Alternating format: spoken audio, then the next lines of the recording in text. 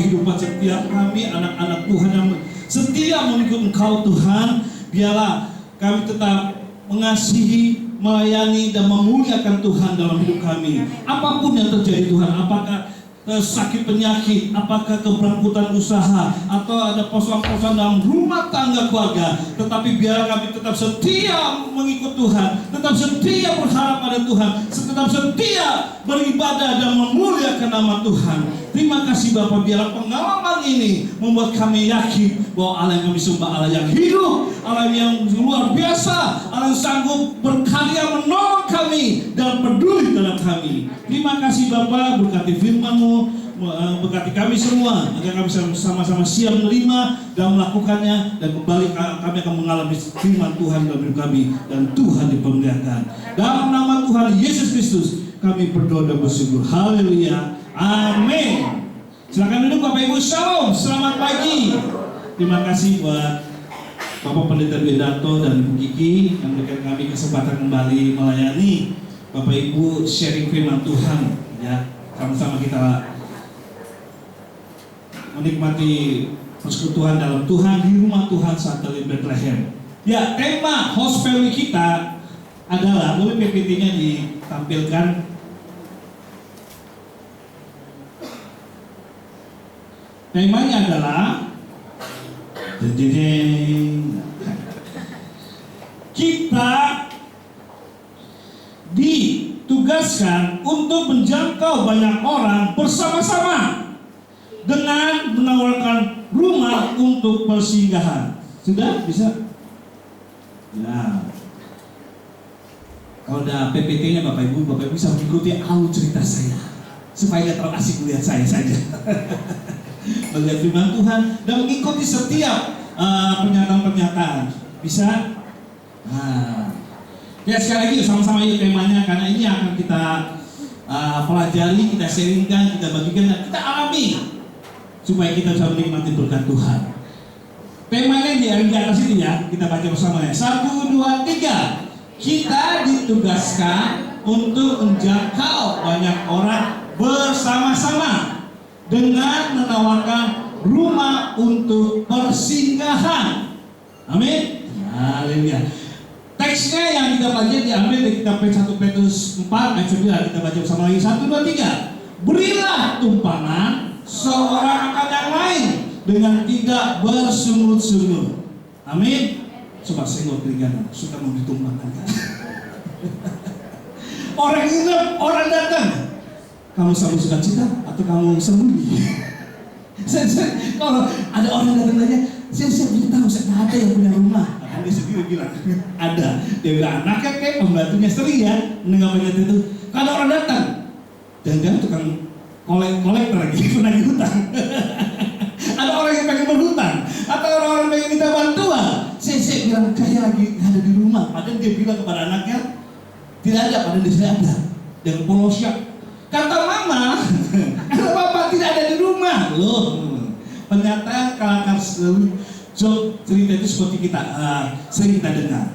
Nah, lalu bagaimana sikap kita sih sebagai anak Tuhan? Bagaimana kita sudah merasakan pertolongan Tuhan? Pertolongan Tuhan tidak secara langsung ya Bapak Ibu, betul? Ada langsung. Tuhan, saya minta motor, jreng, motor langsung ada. Enggak kan? Pertolongan Tuhan melalui apa? Orang lain juga. Kita tidak mengusahakan, tapi itu wujud dari pertolongan Tuhan yang menggerakkan orang lain dengan ketika kita bekerja, kita rajin, bos kita kasih bonus. Wah, bonusnya apa? Mencapai target, sepeda motor, ya kan? Jadi ada berkat kita itu, ada juga berkat dari orang lain melalui berkat Tuhan melalui orang lain. Jadi kalau kita diberkati oleh Tuhan, tentu melalui perantara. Kalau langsung spekta, ya mungkin sakit penyakit ya. Tapi kalau secara ekonomi lain-lain, pasti melalui perantara. Dan kita yakin itu dari Tuhan.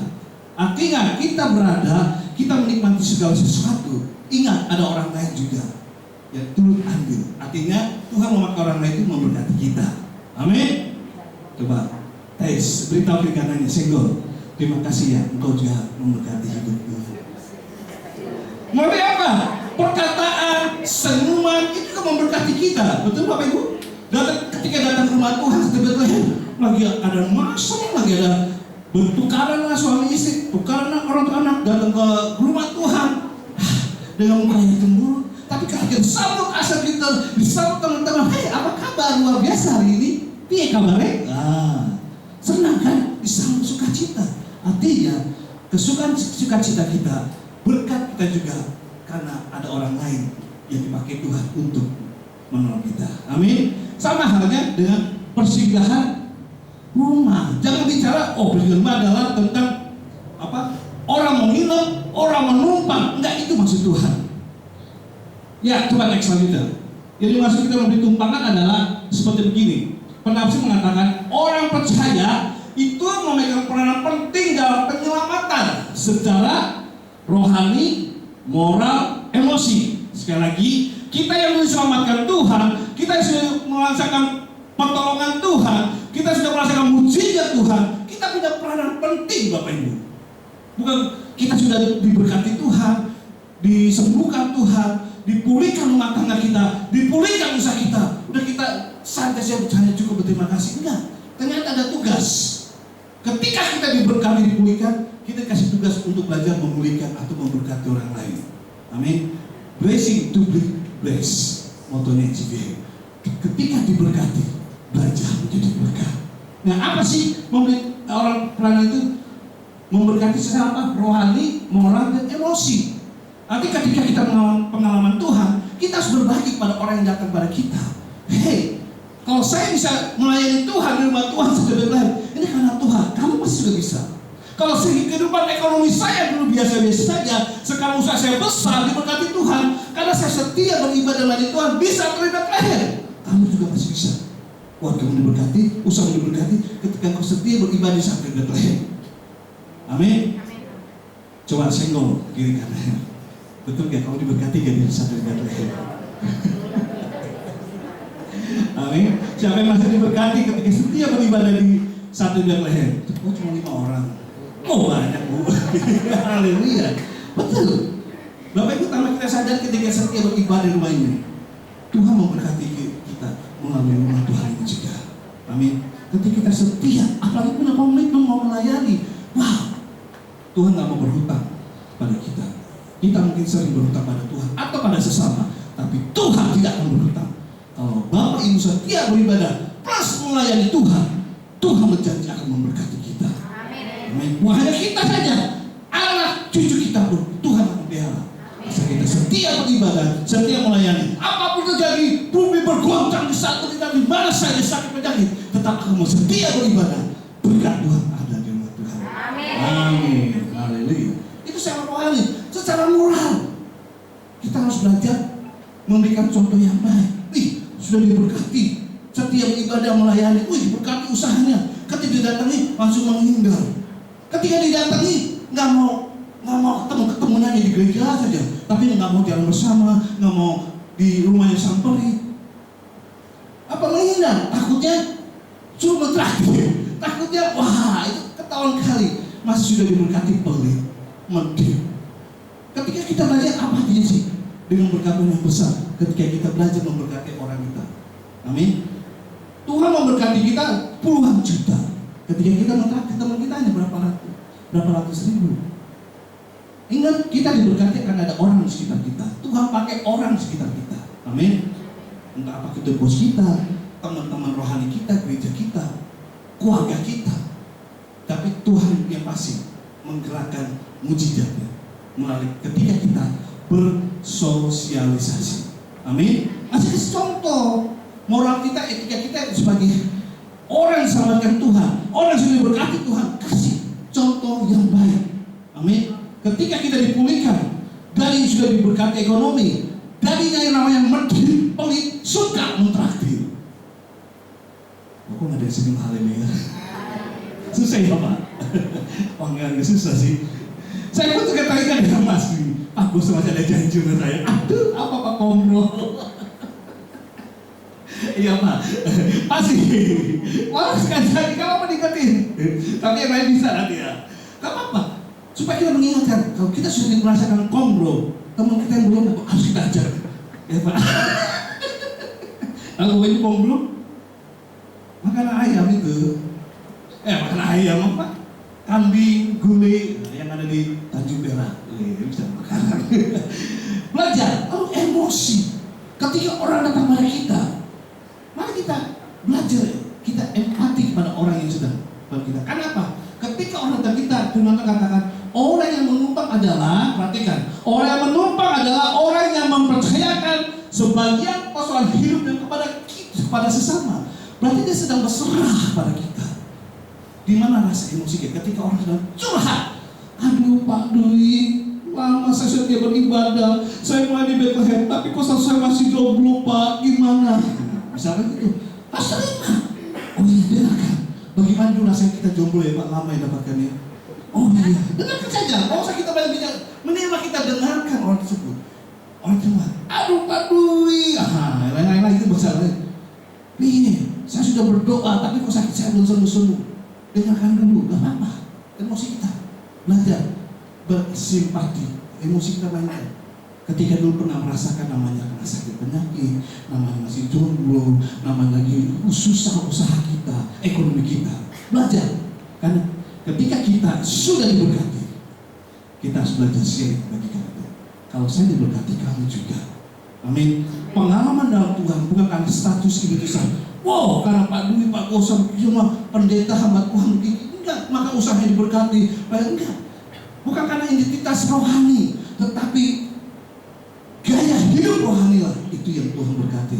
Amin. Buktinya Bapak Dwi yang usaha lebih besar, diberkati ekonominya lebih besar dari kami.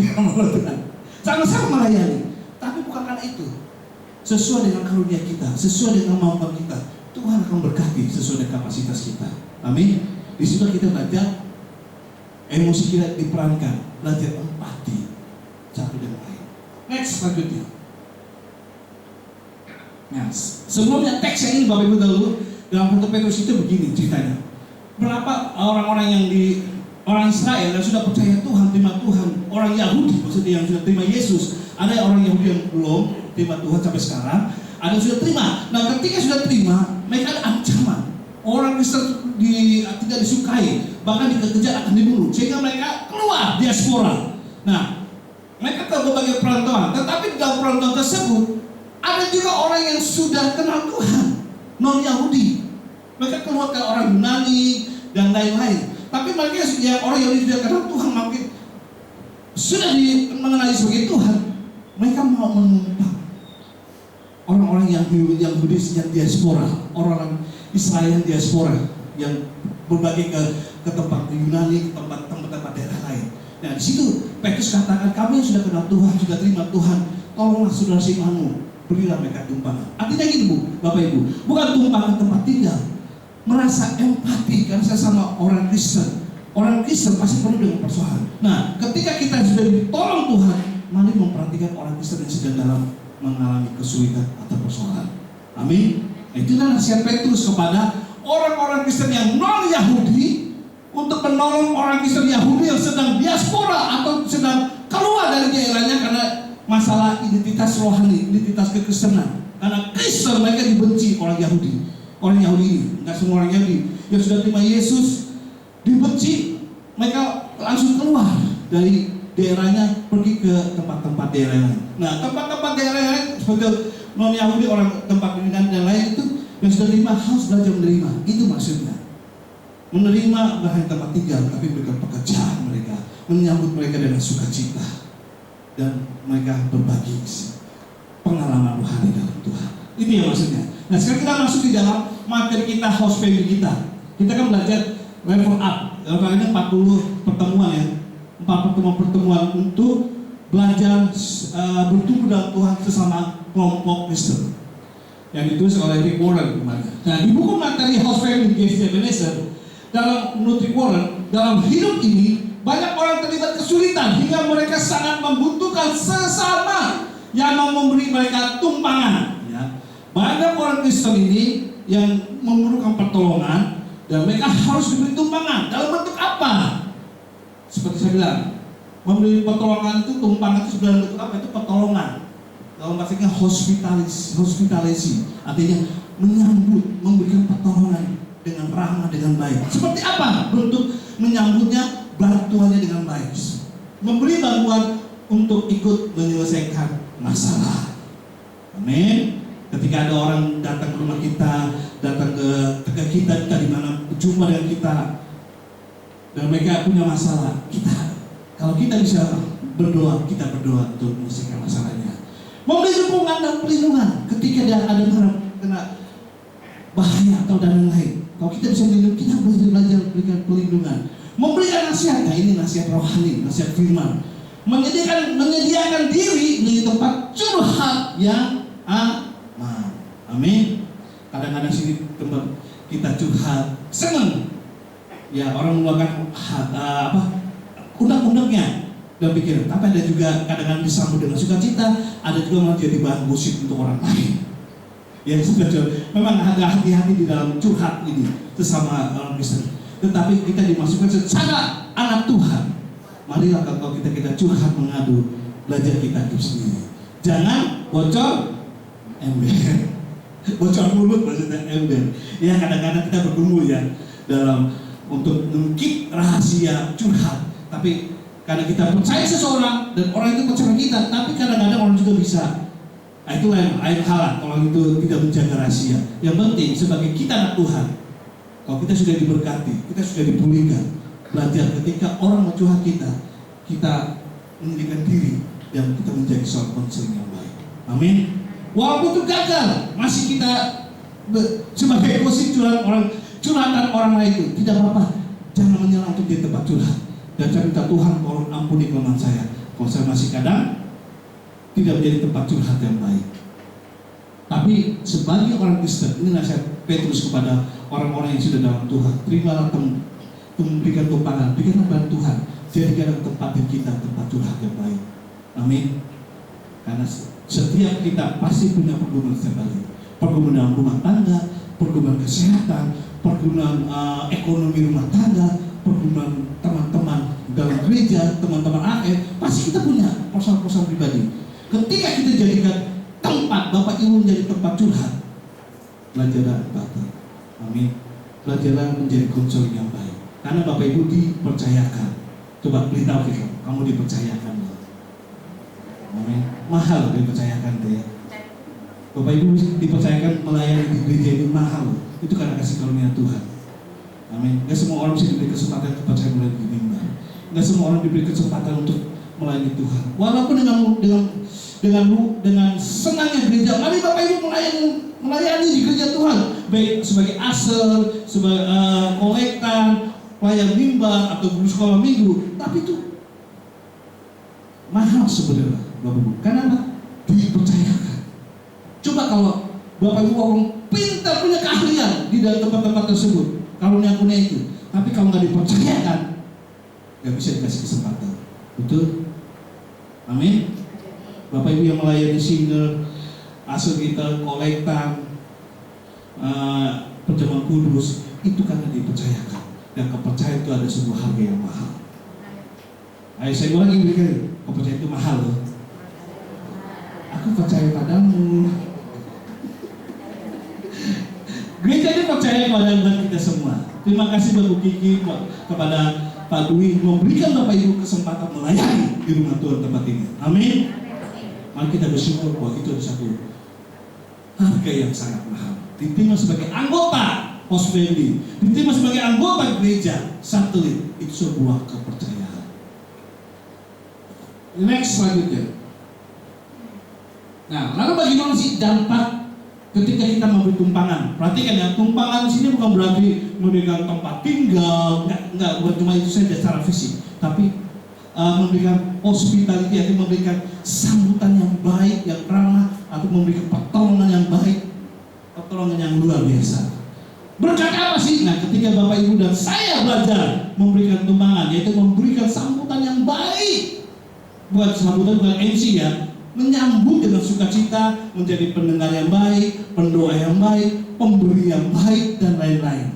Pasti ada dampaknya, akibatnya, yaitu hubungan kita dan sesama adalah menjadi kesaksian bagi orang lain. Amin. Petrus kita menasihati kepada orang Yunani yang sudah terima Yesus untuk menyambut saudaramu orang Yahudi yang sudah terima Yesus, menjadi kesaksian bagi orang-orang Yunani di sekitarnya yang belum percaya pada Yesus. Wow, sesama orang Kristen mereka saling tolong menolong ya. Betapa akurnya ya, betapa kompaknya. Wow, sesama jemaat satelit Bethlehem betapa kompaknya ya, guyup-guyupnya ya, tolong menolongnya ya, satu dan lain. Ketika ada yang sakit, ada yang mengunjungi, ada yang mendoakan, ada yang memberkati. Amin. Sehingga Bapak Ibu merasa bahwa di sini bukan hanya teman, tapi saudara. Betul? Coba tepuk semuanya, kamu saudaraku. Walaupun lain darah dan daging, ya, kamu adalah broku. Nah, kalau PSI ya, kamu adalah sisterku, saudaraku, cewek, saudaraku cowok. Walaupun lain dari keturunan kita berbeda, kulit kita berbeda, fisik kita berbeda, orang Popo, you are my brother, you are my sister. Kau saudaraku, kau. Tidak ada yang dapat memisahkan kita. Amin. Orang melihat itu menjadi suatu kesaksian bahwa orang Kristen, orang yang sudah percaya dalam Tuhan, orang yang sudah terima Yesus sebagai Tuhan adalah orang yang menjadi kesaksian. Dari perbuatan itulah kekompakan persaudaraan kita sesama satelit Bethlehem, saling menolong, saling menasihati, saling mengunjungi. Orang akan lihat, wow, betapa indahnya beribadah di satelit Bethlehem. Bangga dong. Kok ada di sini? Bilang aku bangga lu beribadah di sini tuh. Tapi kamu bangga gak beribadah di Bethlehem? Harus bangga karena kita di sinilah menjadi kesaksian. Yang pertama menjadi kesaksian. Yang kedua, tentu kita akan semakin diberkati Tuhan. Amsal 11 ayat 4, orang yang bersedekah akan memperoleh kekayaan. Orang yang lebih besar daripada orang yang kikir. Bersedekah lebih besar. Padahal masyarakat itu memberi ya, tapi kok nggak kekurangan. Bahkan dikatakan kekayaannya mau lebih. Bukan bicara kekayaan secara fisik, tapi secara rohani. Tapi fisik itu Tuhan masih akan memberkati. Amin. Ketika Bapak Ibu memberi kolekte, memberikan perpuluhan untuk pekerjaan rumah sakit Bethlehem, operasionalnya dan lain-lain, apa Bapak Ibu berkekurangan? Tidak kan? Amin. Karena yang Bapak Ibu lakukan itu untuk pekerjaan Tuhan. Dan Tuhan, kalau itu proyek Tuhan, masa Tuhan mau berhutang pada kita? Sekali lagi, kalau Tuhan memberi, nggak bisa dinilai. Kita mau hitung berapa juta sih saya perpuluhan di sini? Berapa waktu sih saya sudah beribadah 2 jam di sini? Berapa waktu yang saya tinggalkan? Tuhan akan ganti Bapak Ibu. Ketika kau tinggalkan suami mungkin karena pekerjaan atau anakmu beribadah di sini. Ketika kau tinggalkan pekerjaan di rumah, tapi mau tinggalkan sebentar, mau ke rumah Tuhan 2 jam, Tuhan akan ganti waktu kita yang berharga tersebut. Apakah kepada keluarga kita, kepada saudara kita, Tuhan akan ganti waktu, keharmonisan dan juga keuangan. Amin. Selama kami perpuluhan ya tidak pernah kekurangan. Apalagi perpuluhan langsung dipotong gaji. Gaji langsung potong 10% dari gereja untuk BPD GSJ, organisasi GSJ. Karena kita pun pendeta harus berpulang. Jadi contoh, kalau cuma mau berkorban untuk gereja, masa pendeta yang mau berkorban ketika diberkati. Amin. Dan kami tidak merasa kekurangan. Ketika Bapak Ibu baca untuk dengan ikhlas, dengan tulus dan sukacita memberikan keuangan, waktu, talenta untuk Tuhan. Sekali lagi, ini proyek Tuhan, ini pekerjaan Tuhan, ini gawainya Tuhan. Tuhan tidak akan mau berhutang. Amin. Kalau kita mulai berhitungan, bahaya. Tuhan akan juga hitungan. Betul? Tapi kalau kita belajar royal untuk pekerjaan Tuhan, Tuhan akan lebih royal pada Bapak Ibu dan Saudara kita. Semakin diberkati Tuhan. Saya akhiri dengan kesaksian. Waktu kami di satelit Anugerah ya, kami seringlah mengunjungi jemaat kami ini. Sekarang saya sudah almarhum Ibu Jamila. Aduh Bapak Ibu, pekerjaannya pemulung, suaminya stroke kedua, ketiga ya, pokoknya stroke besar. Istrinya yang jadi mata pencaharian ekonomi juga sebagai pemimpin rohani. Bayangin, kalau suami ya kepala iman, ini malah istri. Ya itu kebanyakan laki-laki sulit kali untuk tanggung jawab soal kerohanian. Ibu ini rajin beribadah, HM bersama ya. Dan ketika rajin kita pun memperhatikan. Nah, Dia bilang, Pak, kok sama David main ke rumah? Oh, dengan sukacita. Dan disuruh pun kami memang lihat data dan kami akan kunjungi untuk belajar lebih dekat. Dan dia seorang pemulung, Bapak Ibu ya, pemulung. Dan rumahnya, mohon maaf, di situ tempat tidur, di situ masak, di situ tempat penyimpanan barang-barang mulung untuk dijual. Dan ketika kami datang dengan santainya, Pak Gosal, Bu Devi, duduk tenang. Saya akan keluar, mau apa Ibu? Dia beli teh botol lah, di Besemai, di tempat rumah yang penuh dengan, ya maaf, bukan maaf, ya bagi mereka biasa, bagi kita yang suka kebersihan, tentu agak beda ya rasanya. Nyamuk juga di situ ada, karena cuma ya semua sekotak itu saja, isi tempat tidur, bahan-bahan pemulung, gitu, pakai bekas dan lain-lain, dan juga tempat tidur dan juga tentu dengan santainya dia bilang, sebentar, dia menyambut kami dengan sukacita, bahkan memberikan apa, minuman dengan senang. Saya bilang, jangan Bu, biar kami saja yang akan membeli itu. Tidak, Bapak adalah tamu saya, dan saya senang untuk menyambut tamu. Wow, apalagi tamu itu hamba Tuhan. Padahal kami datang bukan hanya doa saja, tapi kami pun datang kadang memberi bantuan melalui gereja atau pribadi kami langsung juga. Tapi ibu ini tidak Pak, Bapak harus kami sambut. Dia beli snack, kue, teh botol ya, kadang ditanya mau apa Pak? Snack, Fanta, teh botol. Saya nggak tahu apa dia membeli itu ngutang dulu di warung tersebut atau dia beli cash. Ya karena dia pulung, ya kan? Saya sudah nolak, tapi enggak. Kadang kita dengan suka kita datang, kita bawa snack sendiri ya, bawa minum supaya nggak ditawari. Tapi tetap aja dari situ kami beranjak. Betapa senangnya ibu ini ketika kami kunjungi. Padahal dalam keadaan susah pun dia senang dikunjungi. Dia senang menyambut sebagai tuan rumah yang baik. Nggak perlu karena barang menyambut itu dengan makanan enak, minuman enak, dengan tempat yang baik, tidak. Tapi menyambut dengan sukacita saja, orang itu datang senang. Amin. Ingat kalau Bapak Ibu di cerita kita di tanah Lot itu yang ada Sodom dan Gomora tersebut, ada keponakan Abraham itu ya. Ketika datang seorang malaikat Tuhan datang ke dia sambut dengan sukacita. Pada masa itu benci pada keponakan Abraham. Namanya siapa?